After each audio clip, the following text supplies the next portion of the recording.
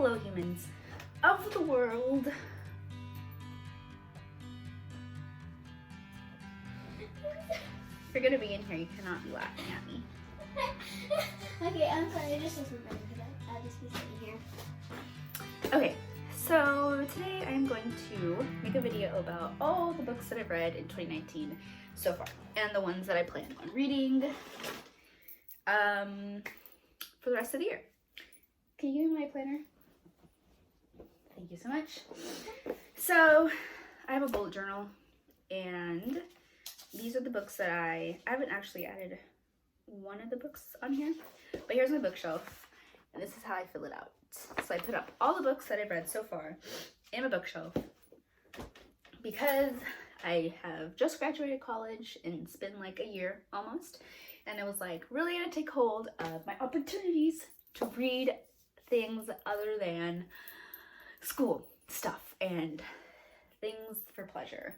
So I really wanted to start reading for pleasure this year, and so I really did that, started doing that. And the first book that I read of the year was this one called Lingo. I minored in linguistics at school, and so for one of my graduation presents, my best friend got me this book called Lingo. It's a really good book.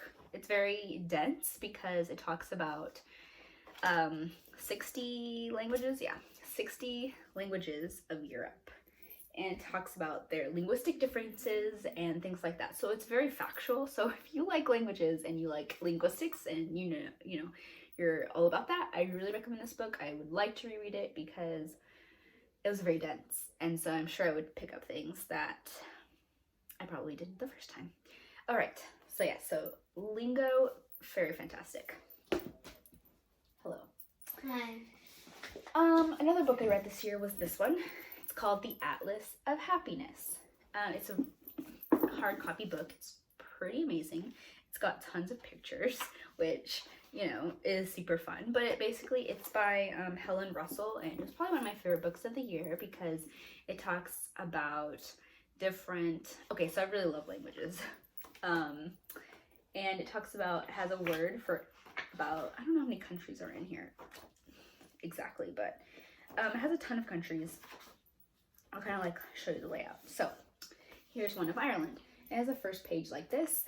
It has a word that is like the signature word of that country. It explains what it means to those people and why it means happiness for them. And it kind of just describes different cultural aspects of all these different countries, which I really, really like because culture is just probably my favorite thing to read about and to learn about, as you will see in my later books as well. So this one has South Africa, and the word for South Africa is pronounced Ubuntu, and so and it gives you like how it's pronounced as well, so that way you don't butcher it, even though sometimes some of them can be very easily butchered because they're very hard to pronounce.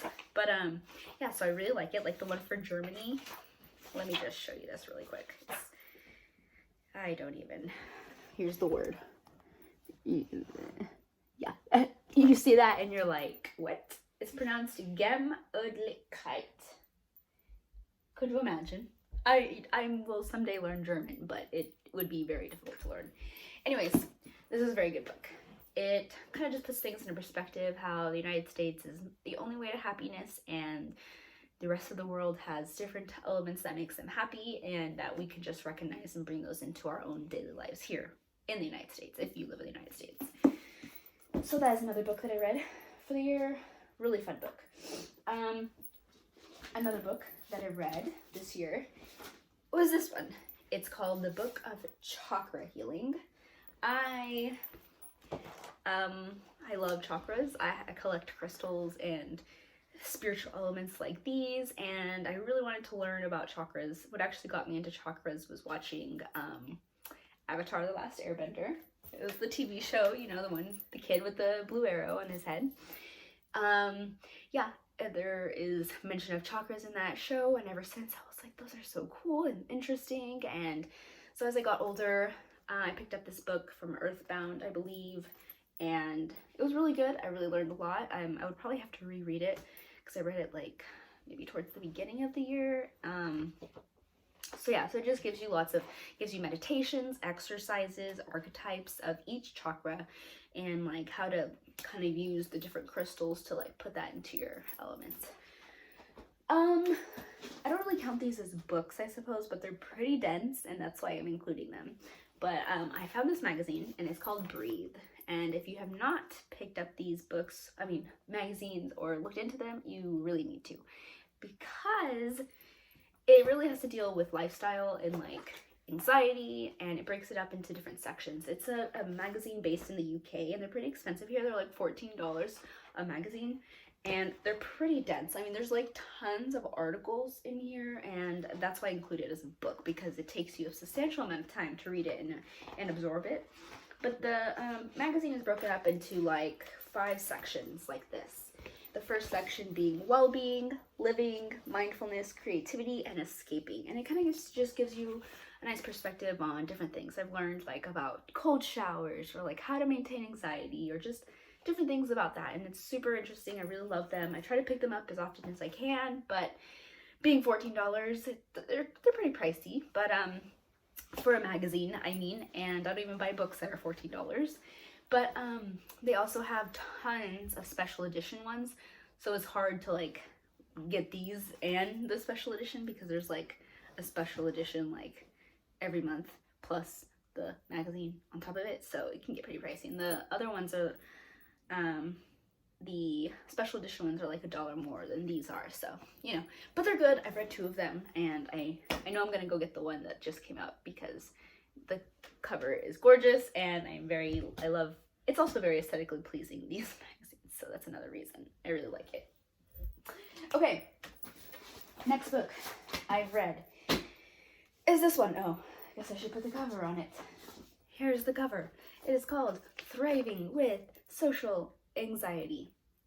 So, I would say I'm a person that kind of like deals with anxiety at some points in my life, so I thought I'd pick this book up. It was like on sale for like $7 at Barnes & Noble. It was like one of those cheap picks that they have out there, and I really liked it a lot. It was broken down into, I think, like, I don't know how many chapters it is, but it has like different parts. It tells you what social anxiety is and the strategies to deal with them. It tells you different methods about them. It tells you what you can do, and it gives you like little exercises. So that was my favorite part about it. So it gives you like little things like this. If you have 5 minutes, it tells you what you can do when you have 5 minutes for that practical skill. If you have 10 minutes, it gives you something a little more in depth. And then it goes to show, if you have 30 minutes, what you can really do to really like ground yourself in those exercises.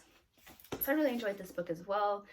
It just kind of helped me cope as I was like learning a little bit about myself this year, being a new graduate, and just figuring things out, basically.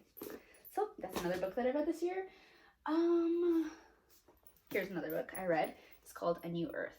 Probably one of my favorite books that I've read this year, because of how intense and in depth it was. It's taken me like pretty much the whole year to read this book, because I was originally going to start this book as a book club, and that did not happen because my friends kind of like flaked on me, but it's fine.